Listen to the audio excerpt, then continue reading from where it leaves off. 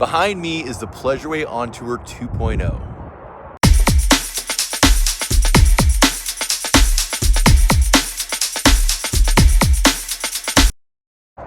This little guy is only 19 feet 8 inches long, 7 feet wide, and 10 feet high. It's built on the Ford Transit chassis with the 3.5 liter EcoBoost V6. And one of the best features of this, it's all-wheel drive. So you have all kinds of different selections from mud, slippery roads, eco mode, normal mode. This thing's got a lot of options for driving. Here on the utility side, we've got an outside shower. We've got our utility center here with the new smart plug, propane shutoff and city water connection. This is the exhaust for your Truma Vario heat furnace, and this is your Truma AquaGo hot water on demand. Down below the coach, you do have a Cummins Onan 2800 watt gas generator. And on the cab side, we have a FEMA F65 Eagle Power awning.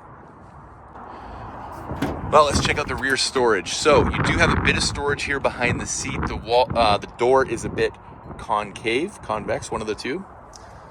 So you can fit a decent amount of gear. I've actually tested this. I was able to get my golf bag, just a regular golf bag, can fit right here. I got 2 large Kuma camping chairs right here, backpack here. So while it is limited with storage, you can fit the basics for a nice trip. Okay, let's take a look at the inside. But wait, we can't walk by this. 5-year freedom warranty. What does that mean? Well, most motorhomes come with a standard 1-year warranty. That means everything they built is covered for 1 year. Some have 2, some have 3, nobody has 5. Pleasureway is going to warranty this for 5 years because they pick quality components and they build them the right way. Okay, so here when you enter, let's close the door, you have your multiplex screen. So on the home screen, you're going to have detailed battery information. With the batteries that we have 8 days and 1 hour.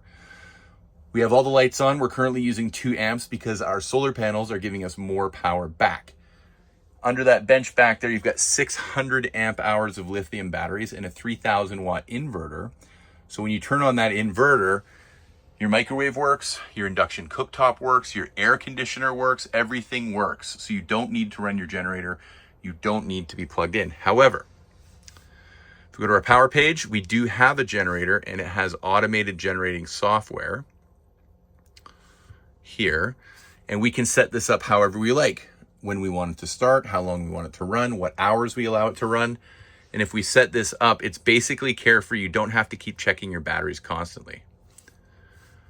On your lighting page, every single light has a dimmer, so you can set the mood just how you like it, including the outside. But yeah, this is a really great setup. Here in the galley, one thing you should notice, see all these windows here. When you're sitting in the driver's seat here, all the obstructions are behind you. So when you're driving down the road and you go to shoulder check, you're turning into the right lane. You've got a nice view all the way down the side of the van.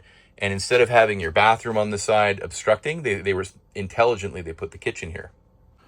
So in the kitchen, we've got Corian countertops. We've got a true induction cooktop, nice residential matte black faucet, stainless steel sink, Corian countertop covers. Down below, we've got a cabinet here, nice drawer, cutlery up here.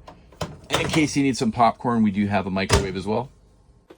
Above there, bit of storage up here. And let's just take a look at some of the hardware. So they're not using cheap hardware. They're using nice risers, and all of your cabinets are, pocket screwed. They're built the right way, but they also add these L brackets, which aren't the nicest to look at. But in 10 or 15 years, these cabinets are not going to be squeaking and croaking when you're driving down the road because they're just built so solid. Now, opposite the kitchen counter, we've got a closet here with a hanging rod. These slats will make your bed. This bag here is an insulated windshield cover. So there's one for the windshield and one for each of the driver and passenger windows. Got some more storage up here. Some more drawers back here. So, I mean, this is a small van, but honestly, the storage isn't that bad. Decent sized fridge. We do have room for Ben and Jerry's. So yeah, as far as the kitchen goes, if you want a small van, this kitchen's not bad. Now moving into where you spend a lot of your time, you've got the lounge. So you'll notice most Pleasureways have this style because, let's say it's raining or, you just want to spend some time indoors. You've got a really nice comfy sofa.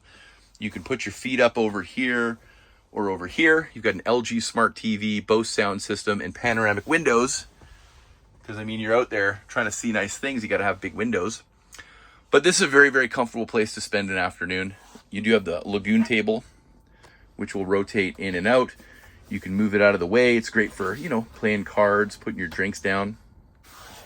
Tucked away down here, we've got USBs on this side and on this side to plug in your devices.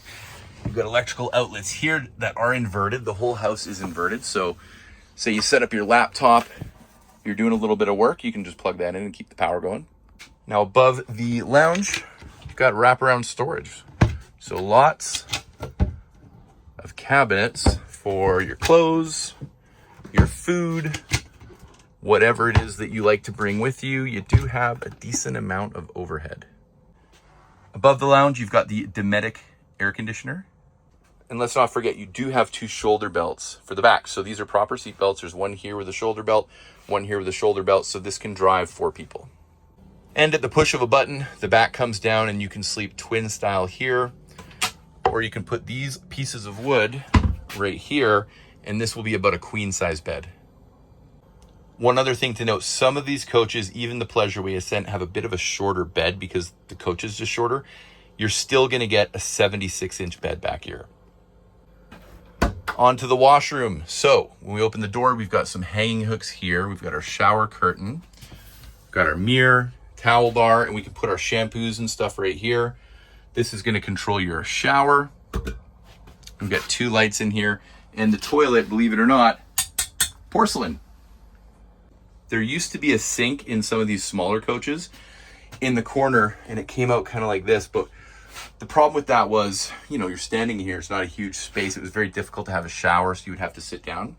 So they've recently deleted that because you do have a sink right here. All of the new models, they've figured out a way to mount a Lagoon table mount to this pillar right here. So when you swivel the passenger seat, you can have an eating area. So if you're solo, you could leave this made up as a bed and you can eat up here. Okay, let's take a look at the cab. First things first, let's start it up. Okay, now the Ford Transit does not have the fancy seats like the Mercedes with the power and the heat and everything. And the coverings that they come with they're not the greatest, let's be honest. So Pleasureway created these custom seat covers. They're ultra leather, super soft, super plush. They're probably one of the more comfortable seats that you're gonna ride in a Class B touring coach. The model is shown. We do have cruise control. We've got a smart steering wheel. We've got the large Ford screen with navigation and Apple CarPlay and Android Auto. Gear selector here. Again, this is a great chassis. It's all-wheel drive. It's great on fuel. It's serviceable in most places, but it is a little bit simple compared to the Mercedes. So if you want a step above the Ram and a step below the Mercedes, it's a great chassis. So I may have missed a thing or two here and there, but that's what the comment section's for. If you have any questions about the Ontour 2.0, let me know. I also sell these over here at Traveland RV, so you can always reach out if you want to come see one in person. Be glad to help you out. Other than that, if you have any questions, let me know in the comments section, and have a great day.